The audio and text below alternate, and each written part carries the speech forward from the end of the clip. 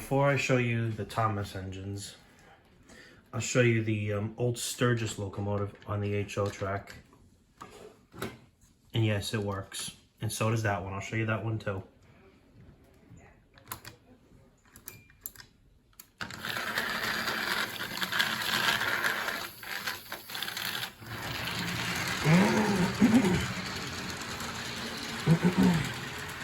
That's amazing. That is amazing. How it runs perfectly. Now let's see the Old Mountain Express.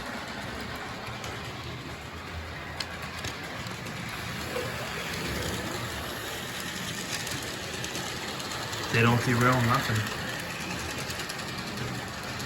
These cheap knockoff companies are on some kind of right track. They're making them up to scale with Bachmann in case a little kid, you know, wants to mix and mash them together. They work perfectly. I mean, I just have a standard oval. If I had switches, it might not, you know, they may not work, but for an oval, for a standard oval, it works just fine. And believe it or not, these actually work too. These cars also work. Both the Mountain Express cars and the old Sturgis cars both run on the HO scale tracks. And probably N scale. Let me show you. Here's the Mountain Express cars. And yeah, and what's even better is that they couple. All the cars couple. That's even better. Watch and learn, peeps. Especially you, Brandon. You may learn a thing or two.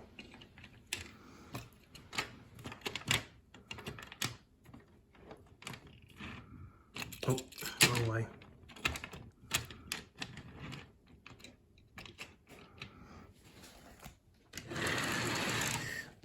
Look at that. They run just fine. Unfortunately, though, the old Sturgis locomotive isn't strong enough to pull them, but Mountain Express, on the other hand, doesn't hold back. Here we go. Look at that. It pulls 4 non-Bachmann cars just fine. A non-Bachmann locomotive is pulling 4 non-Bachmann cars. Non-licensed locomotive is pulling 4 non-licensed cars. And yes, there's a Caterpillar in the first car, the hopper, the coal hopper, which is about the same size as the real one over there, except it's shorter. I mean, it's not as long. Look at that. That's amazing. Now let's see the old Sturgis. Follow behind. I'm fast enough to fire this one up before it comes around. Go.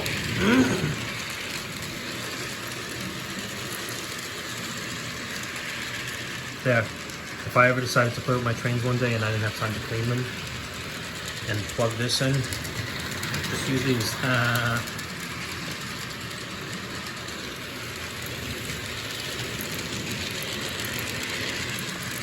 For some reason, the third car shakes the shutters, and so does the sender, as if it's trying to fit on the rails, which it does perfectly. Uh-oh, they're gonna crash. I better stop the engines.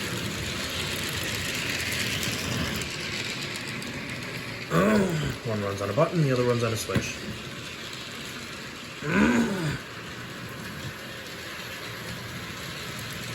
And yes, I have heard everyone, that's why I'm talking. So, let me show you guys the Thomas engines now. Great. Now with the other engines away for the night, tucked away for the night, and some water down my esophagus, now I could show you guys the Thomas engines finally. Here we go, the Star Billing Bastard Thomas.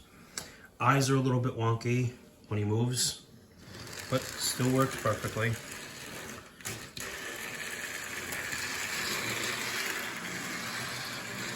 And of course, Thomas isn't Thomas without his 2 faithful coaches.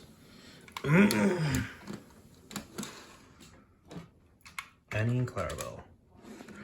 I had to snap off the buffers in the middle of them because they wouldn't stop derailing.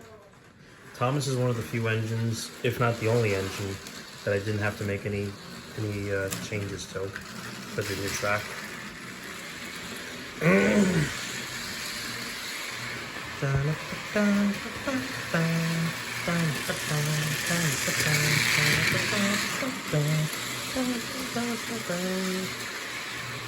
is the island of Sable where Thomas and his friends live.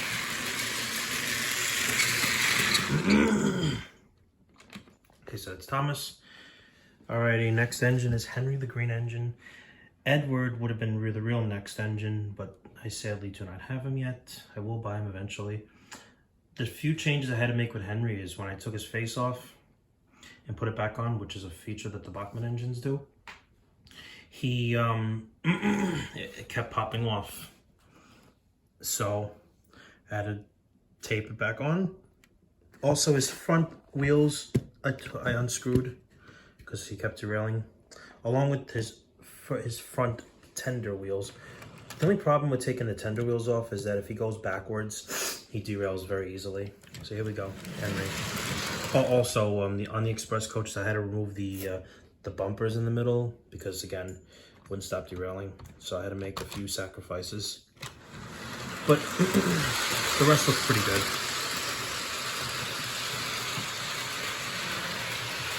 Bunsen engine attached to the thing with a pretty heat up the range.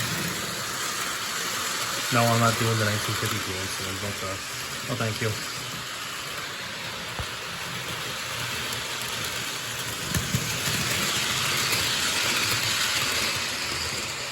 I'm sorry to say that a lot of little boys are often late for school because they wait to see Henry go by. He's often seen only trick. He does so well that Gordon is jealous. But that's another story. Oh, Gordon, we'll get to him next. Now Gordon. And by the way, before I put Henry away, I also forgot to mention that I taped a little skeleton on his tender, keeping that horror theme going in case I ever do a Halloween themed episode. Gordon, on the other hand, is my most damaged engine. Now, he works perfectly. He still functions great, but I had to make lots of changes. I had to remove his front wheels, his back wheels, his front tender wheels, and I had to apply 2 types of tape to his face because his face would literally pop off more than Henry's. Henry's would just, come off a little bit, but his face would pop clean off his, face. Face would come off his face. So yeah, Gordon is like really messed up. I might get a replacement soon. I don't know. He was a little pricey. The worst part about it was my fault for taking their faces off. The worst part about Gordon is that his eyes do not even move now. They like jerk just a little bit. But anyhow, here's Gordon. Still works great. That's why I'm conflicted whether or not I want to replace him. I mean, in a distance, you can't really tell that he's changed. In the words of SpongeBob, he's changed, I tell ya.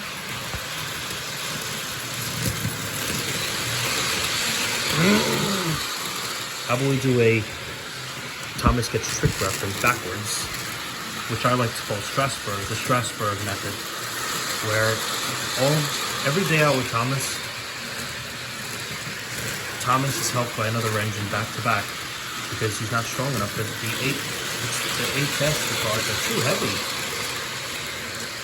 The only bad thing about Thomas, Percy, or James, or even Percy is the 2002 models didn't have the front headers. That's another bad thing about removing the front wheels on the tender engines is that they can no longer push the cars anymore. And I actually got rid of the wheels. Well, blame the track, don't blame me. I mean, besides, you rarely see engines pushing and pulling. You rarely see tender engines pushing anyways. I mean, Henry's pushed and onto Henry. That's when Sir Topham Hatt punishes the engines because they didn't feel like shunting. Well, if I was the track controller or Sir Topham Hatt, I would have just removed their tenders and said, fuck you. That'll teach you not to shunt. I don't think we should shut the points. Thomas is about to catch up. Boy, upsy daisy. Speaking of Daisy, she'll be out next year. Yes, I will be getting her. There you go. If Thomas Gets Tricked at Strasbourg. Another idea.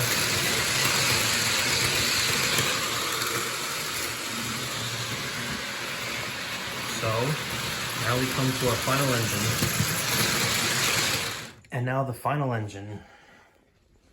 James the Red Engine. And as you can see, I put a little googly-eyed monster on him. I never bothered taking the face off this one because I'm like, I'm not risking it. I just had to remove the front wheel, the front wheels and the front tender wheels. I think James's front wheels derailed the most out of all my tender engines. I actually did a trick. I actually took off the penis of the coupling, if you will, and just left the female part, and taped it underneath so that way I could reenact Time for Trouble or double header. But anyhow, for some reason James doesn't derail when he goes backwards. Maybe because he doesn't have any joint wheels that go left and right. All right, so James, do your stuff because I'm about to wrap this shit up. I also noticed that he stalls a little bit when he pulls the Express, suggesting that these coaches are heavy. Well, it's a mixed traffic engine. What do you expect? The weakest of all my engines is Percy, who I'm not going to show because I'm going to trade him, along with Harold and Elite Games, to a fellow YouTuber I will hopefully see soon in exchange for a really really holy grail photo model. Ergo I'll get to some other time. So yeah, I'll just leave it at this. This is my Thomas collection,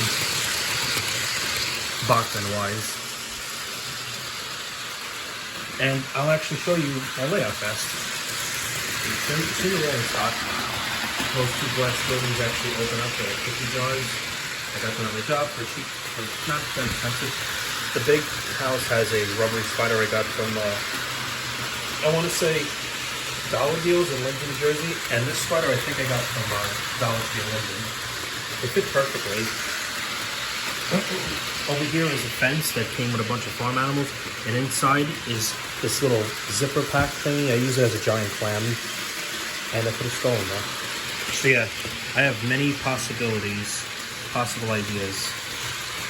as far as, and down there is a Lion-O licensed switch. I tape the button down so that way the thing can stay down, the bar, the thingy. It says Lion-O on it. It came with that whole bunch of K-Line shit that my father's friend gave me that were not included with this real set. But he lost us up the ass if he mixed Lion-O and K-Line, even though K-Line is a much lesser known model railroad company. So, and it's the end. So, James, go around one more time because I'm about to play some DK Jungle Beat. About to beat that shit. All right. So in conclusion, thank you all for watching, even though Brendan will probably be the only one to watch, because I unsubscribed to some people recently for personal reasons, private reasons.